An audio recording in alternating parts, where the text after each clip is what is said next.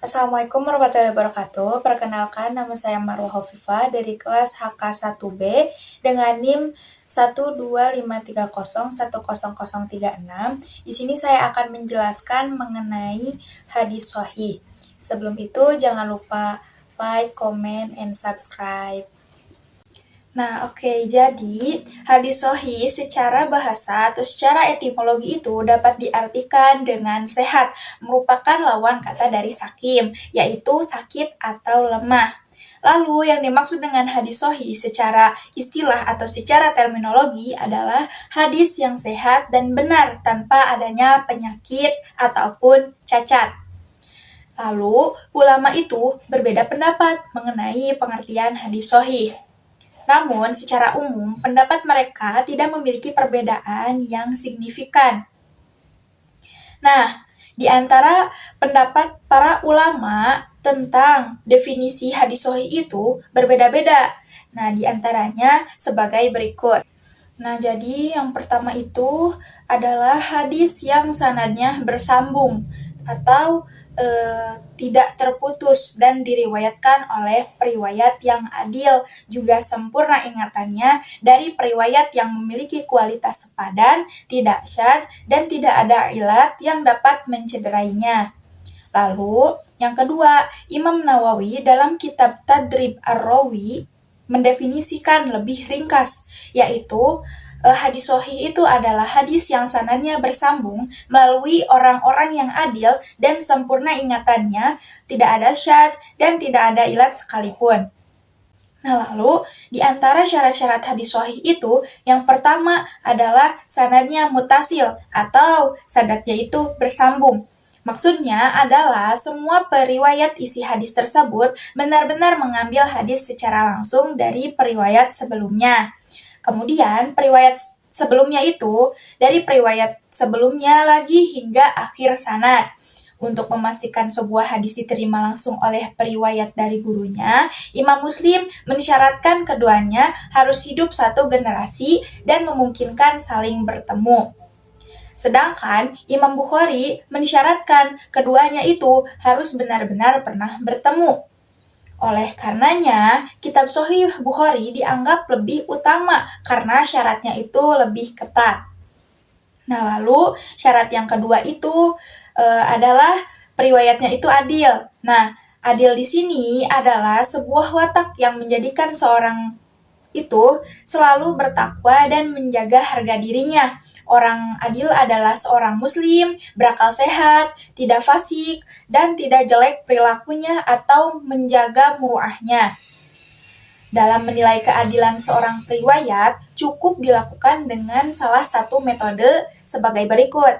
Nah, yang pertama itu ada keterangan seseorang atau beberapa ulama ahli ta'dil bahwa periwayat itu bersifat adil. Nah, lalu yang kedua itu mengenai periwayat hadis pada tingkat sahabat, mayoritas ulama sepakat bahwa seluruh sahabat itu adalah adil. Lalu yang ketiga itu periwayatnya itu haruslah dhabit. Nah, maksudnya itu masing-masing periwayatnya memiliki daya ingat yang sempurna ketika menerima hadis, kemudian menjaga isi hadis tersebut baik melalui hafalannya atau disebut dengan dhabit sodron atau tulisannya, itu disebut dengan dhabit kitaban. Nah, artinya kapanpun hadis tersebut dibutuhkan, dia dapat menunjukkan dengan cepat baik melalui hafalan atau tulisannya dengan tanpa adanya perubahan dari saat menerima hadis pertama kali. Adapun sifat-sifat kedhabitan periwayat menurut para ulama, yaitu dapat diketahui melalui yang pertama itu kesaksian para ulama, lalu yang kedua berdasarkan kesesuaian riwayatnya dengan riwayat orang lain yang telah dikenal kedhabitannya. Nah, lalu syarat yang keempat itu adalah tidaklah syadz. Nah, maksudnya ialah isi hadis atau matan hadis itu benar-benar tidak syadz. Dalam arti tidak bertentangan dengan hadis yang diriwayatkan oleh orang yang lebih sikoh. Lalu syarat yang terakhir yaitu tidak terdapat ilat.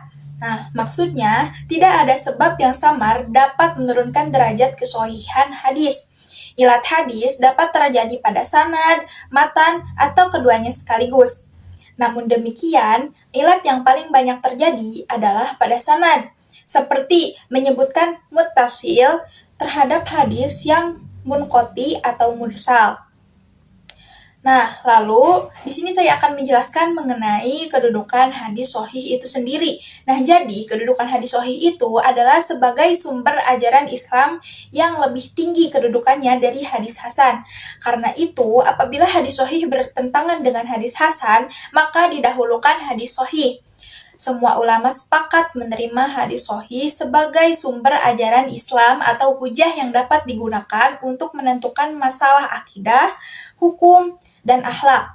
Nah, hukum-hukum yang berdasarkan hadis sahih harus diamalkan. Tidak semua hadis sahih itu dapat diriwayatkan secara umum. Hal ini sesuai dengan apa yang dikatakan oleh Ibnu Mas'ud radhiyallahu anhum, yaitu tidaklah kamu menyampaikan sebuah hadis pada kaum yang akal mereka tidak mampu memahaminya, melainkan dengan menjadi fitnah baginya. Nah, lalu di sini saya akan menjelaskan mengenai klasifikasi hadis sahih. Nah, hadis sahih itu terbagi menjadi dua. Yang pertama ada hadis sahih lidzatihi, yaitu hadis yang memenuhi 5 syarat kesahihan sebuah hadis sebagaimana yang terhimpun dalam definisi hadis sahih dan contoh di atasnya. Lalu yang kedua itu ada hadis sahih li ghairihi. Hadis sahih li ghairihi ini adalah hadis hasan yang naik derajatnya karena ada jalur periwayatan lain yang lebih kuat.